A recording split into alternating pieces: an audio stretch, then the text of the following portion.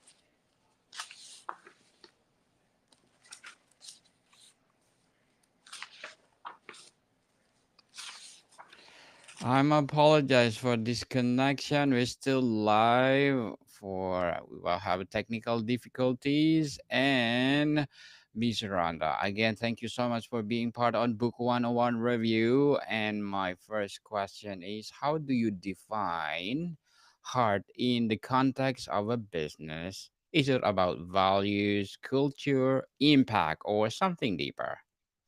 I think that it's a little bit of everything. Our purpose and our mission requires us to know who we are and what our product is. Think about it as this: we have five pillars of resilience, and people might say, "What does resilience have to do with a business?" Well, guess what? The number one priority of an entrepreneur is to survive. You have to survive to be able to have a good and successful business and have a profit. So that means you have to have self awareness, which is the foundation of resilience. You have to have the purpose. You have to define it in ways of your values. You have to have mindfulness, which means you not only know what's going on with you and the emotional intelligence of self, but others. You have to be able to control those emotions. Then you have to have relationships. People might say, well, what does relationships have to do with business? Everything. Nothing is built on an island by itself. So you have to network, you have to have support, whether it be home support, where when you have a late night meeting, everything else is taken care of at home, or whether it be support to get in the front door of a new business of a client, and you know somebody knows what you have to have those relationships and be able to network your way into success. And then lastly, and the thing that most entrepreneurs forget, is self care.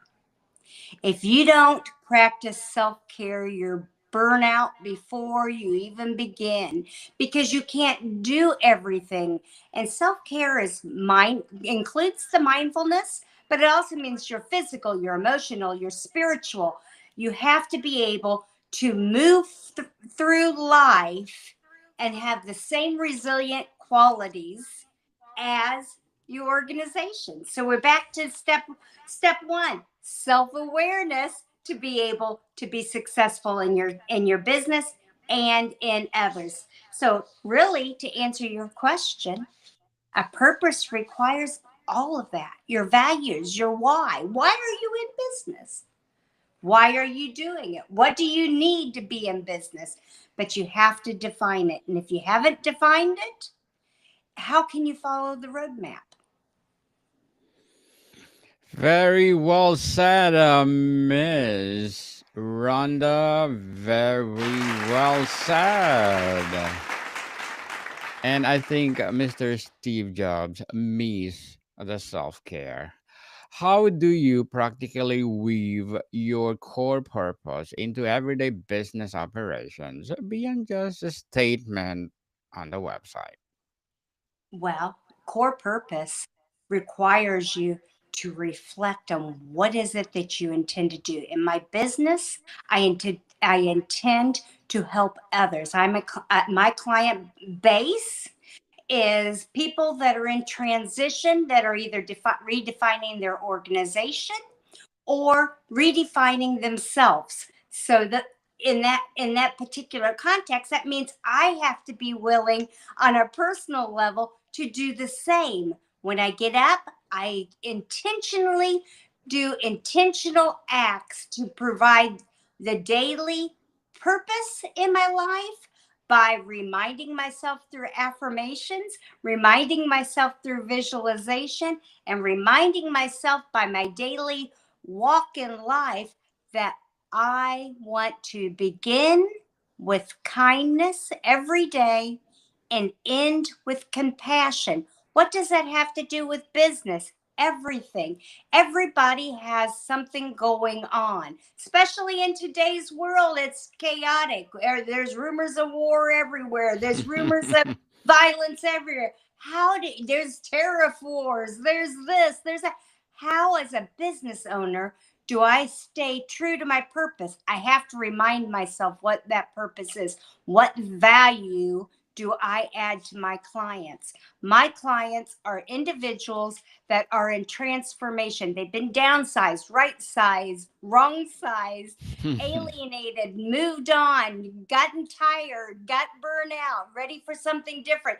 Their product may not even be um, in good for today's society, so they may have to revamp their clients and their products to make sure it meets today's market. How do you do that? You reflect. You start with the what is our purpose? What is our problem in today's business or in our own lives? How do we identify the causes, not the symptoms? And then we go into brainstorming and decide where we go now. And that should be a daily practice. Are we doing what's best for our organization, ourselves, and our employees? Again, Ms. Rhonda, beautifully articulated. Very well said and empowering.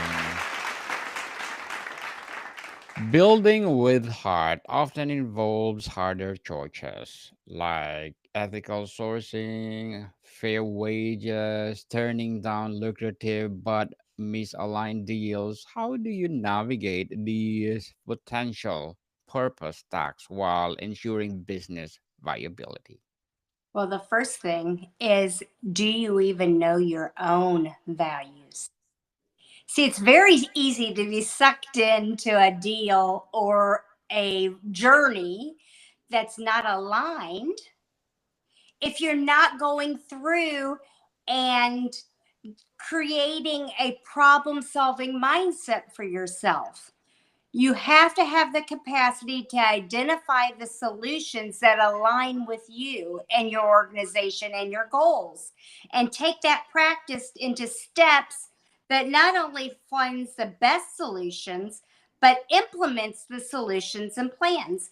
And then follow that by aligning yourself. And you can keep scrolling on my website, go all the way down to where it has Meryl Hemingway, go a little bit higher. A good example is I wanted to write a best-selling novel, Crossroads is my first suspense novel. And I have self help books out there too, but I had to align myself with someone that had the same belief cycles as me. And Meryl Hemingway read the book, became the endorser, wrote the foreword for that book because I aligned with her thoughts on mental health, on personal ability to promote self-awareness. And everybody in Crossroads is out of life balance, which means they're dedicated to all the wrong things that have nothing to do with their core values. So I aligned myself with someone that had that same purpose. Now there's a lot of people that might have considered endorsing it, but they may not have had the same. Maybe they were more into the suspense genre, like a Tori Spelling or somebody like that. But they didn't have the mental health component, which goes with the self help. So I had to find an endorser and a person that believed in my model of we read fiction for enjoyment, but we can also learn from fiction and go into self help. And so the next book is a life balance book, and then a resilience book. So people that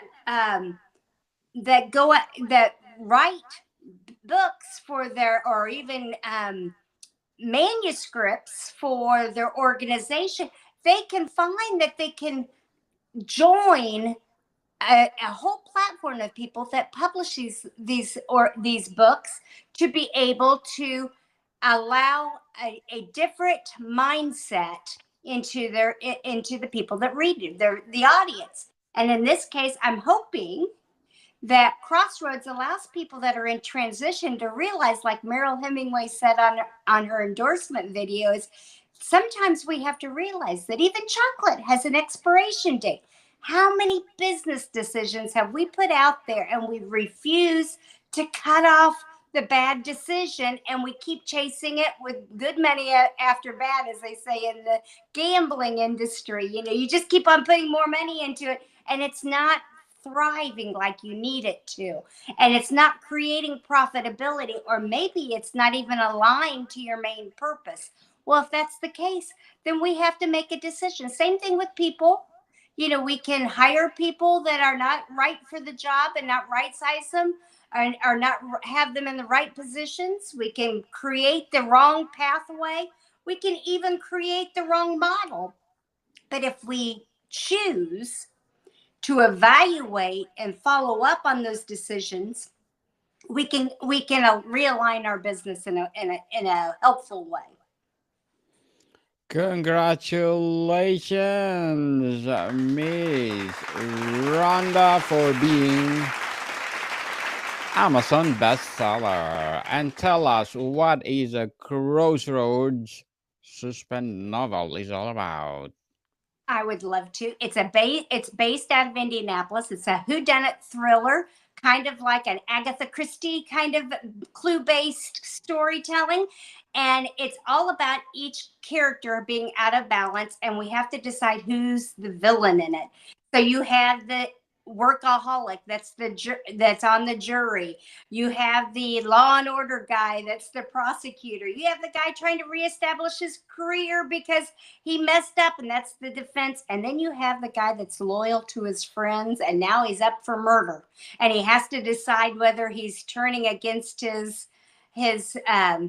lifelong friend. We've all made mistakes. How many times have we followed a mistake, whether it be in business or in life, by another mistake? And so in this case, we have to decide who is in trouble, or who is causing the tension in the room as the jury is trying to decide the fate of these two young men.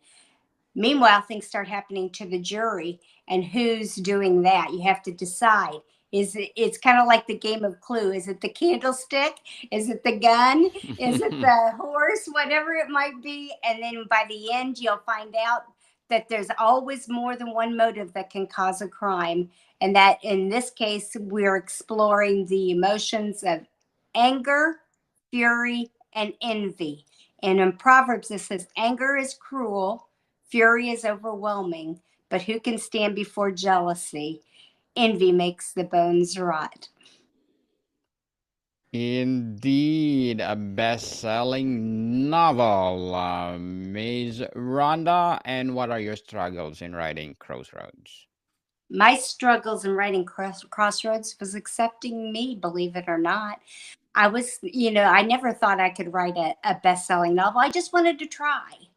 And so I had to fight my own resilience into starting, finishing, and being dedicated to one page a day, and it's done in a year. So anybody out there that has a story that they want to tell, you can easily do it and still work or still participate in family functions. Just one page, double spaced a day. That's 200 words a day, and you're done in a year. Totally agree with you, people. If you have the passion to write, write, and share to the world, just like Miss Rhonda did. First time and become a bestseller. How did you portray Victoria's journey back to faith in Well, Crossroads? first of all, um, I quoted actually that Proverbs as a sermon, as far as evaluating what makes us make decisions, and a lot of times it's not being able to control our anger, which we talked about when we were talking about the organization and controlling emotional intelligence. That's one of my favorite books. Matter of fact, is Daniel Goleman's seminal work on emotional intelligence, because it teaches us that if we can control our emotions, we can be successful in any adventure that we want.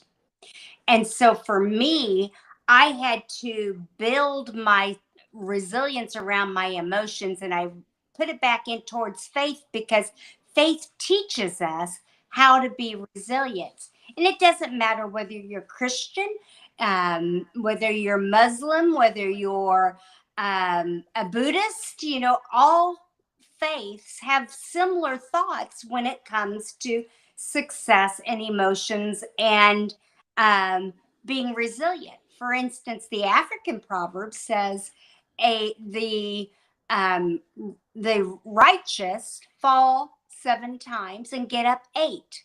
Another one would say, um, "A a good sailor doesn't come from smooth seas." So every challenge that we have requires us to dig within ourselves and be passionate not only about overcoming life's challenges, but being resilient and recovering from the difficulties of life. We all will go through things. I look at us as the glass that breaks and falls to the sea, which is called sea glass. When it goes down there, it's jagged. It's not pretty. It's not something you'd even want to touch because you could cut your finger on it. But by the time the oceans rip across it, the waves, saw it down, it's smooth, it's beautiful, and it's a noun called sea glass. We are all are sea glass. We all go through things, but in that transformational moment, whether it be your business or you individually, you become that sea glass. You're transformed but not broken. Definitely empowering book or novel, Ms. Rhonda, and congratulations again. As American writer, entrepreneur, and academic researcher, what are your short-term and long-term goals? Well, my short-term goals is to stay on my projects and stay happy and successful in my life. I've got a lot of open projects right now, and I'd like to close a few of them out and get them back and get them out and release them to the world. And I love my clients, and the ability to help them thrive and understand successes within themselves. And then my long term goal is, I would really just like to have a legacy where people remember me as a person that helped others and was successful in that adventure. A legacy indeed, and good luck to your goals, hoping for more and more and more success. And what would be your piece of advice for those people out there who want to be a writer, entrepreneur, as well as academic researcher? The very first thing is remember the power of self talk. We can talk ourselves into a situation where we don't believe in ourselves. Negative self talk means that one will not be able to create the foundation that's stable enough to support and harness and build us. So we have to remember to shift to a more positive self talk where we integrate self awareness to understand that we are not based on being successful from man's version of success, but from our own version of success. So it's important to tell ourselves what's important to us. Go without being other and being loyal, and do not disillusion the fact that you can be successful. I flunked first grade, Oh, and people would have said, you know what? She's not going to be successful. That would be what society told me. yes. But guess what? I have a doctorate. I am successful. It's because when we pull in and embrace our own stillness and silence and cultivate inner peace, we can do what is our God given abilities for success. We don't have to follow somebody else's path. We follow a path that is for us and realize that it starts with controlling our own emotions and being self-aware of what we're good at. Miss Rhonda Parker Taylor, thank you so much for your advice. Truly empowering. And how is the nature of God or divine intervention presented in the story of your novel Crossroads? Well, it's presented, firstly, it's absent. Everybody's going their own way. Everybody's defining themselves based on what society tells them. But as we get through the story and you see the characters reflecting on their choices and their history, they realize that there's something that's in the inner strength of self that can make them more powerful. And it leads them to recognizing their own spiritual growth, and the cornerstone in this process through daily practices such as understanding of self and others and dedicating time to each day and practice through meditation. And you'll see that through the main character. The main character constantly is questioning her engagement with others. Forgiveness is a central theme, which is act of forgiveness depicted in the book felt the most significant or challenging, and why?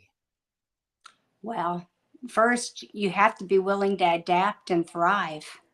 Sometimes when you've made bad decisions or you've gotten off your own path and you're looking into other things, you realize that you're on the wrong path, but you may not know how to get back on the right path. So you have to adapt and thrive. Definitely. As a human, we always adapt to what's happening around us. The book deals with trauma, faith crisis, and major life decision. How did you handle them? Can you repeat that? That last little part scattered Yes, off. how did you handle the pacing of Crossroads? Oh, the pacing. Well, I told you I wrote one page a day and then edited it 100 times. And I had to realize sometimes, um, as part of the writing process, you have to realize when too much detail is too much. Like must have been hungry one time because there was like 3 pages about a dinner buffet, and so one of my readers that I had do as a content reader said nobody likes food that much. And I was like, what do you mean? And I realized it was slowing down the action. So if it kind of a rule of thumb that I use is if it doesn't grow the story and it doesn't define something that's important, then the pacing is going to slow down.